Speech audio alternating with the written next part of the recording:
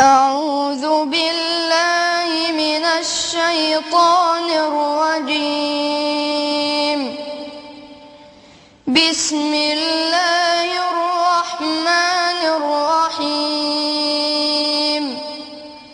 وإذ بوأنا لإبراهيم مكان البيت ألا تشرك بي شيئا وطهر بيتي للطائفين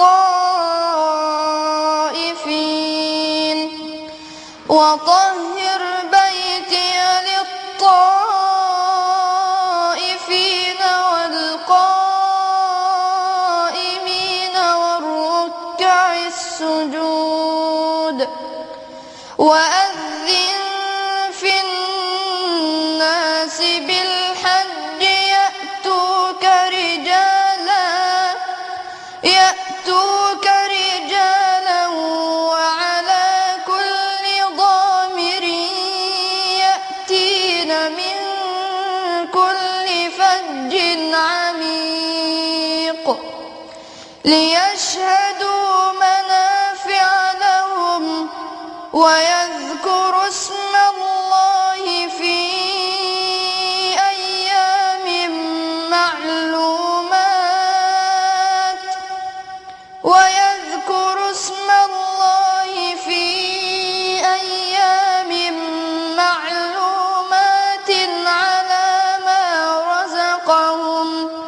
على ما رزقهم من بهيمة الأنعام فكلوا منها وأطعموا البائس الفقير ثم ليقضوا تفثهم وليوفوا نذورهم وليطوفوا بالبيت العتيق. ذلك ومن يعظم حرمات الله فهو خير له عند ربه.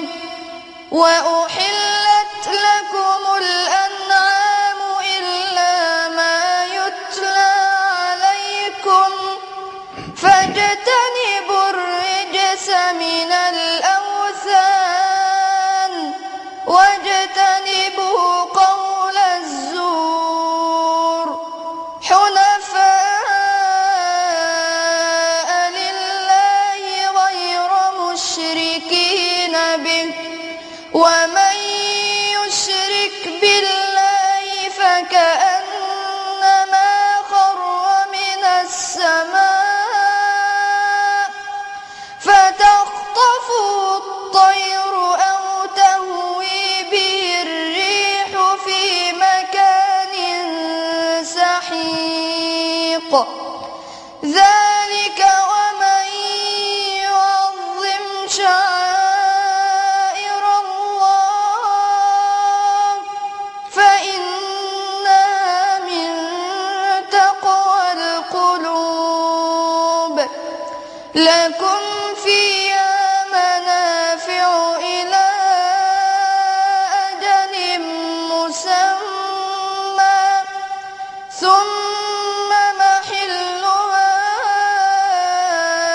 إلى البيت العتيق.